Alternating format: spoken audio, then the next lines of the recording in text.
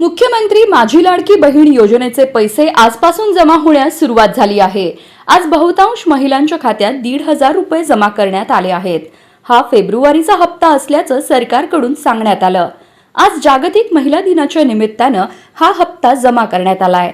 मागील काही दिवसांपासून सरकारकडून फेब्रुवारी आणि मार्चचा हप्ता एकत्र मिळेल आणि महिलांच्या खात्यात 3,000 रुपये जमा होतील अशी चर्चा सुरू होती। मंत्री आदिती तटकरे यांनी देखील यास दुजोरा दिला होता।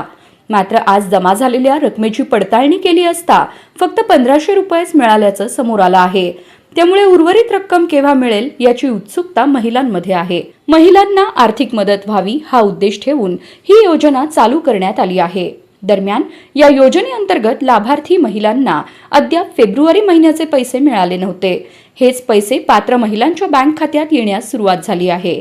दरम्यान या योजनेच्या माध्यमातून हजारो महिलांना आर्थिक आधार मिळत आहे। त्यामुळे योजनेच्या रकमेबाबत महिलांमध्ये मोठी उत्सुकता आहे। उर्वरित रक्कम कधी जमा होणार याबाबत अधिकृत माहिती लवकरच मिळण्याची शक्यता आहे।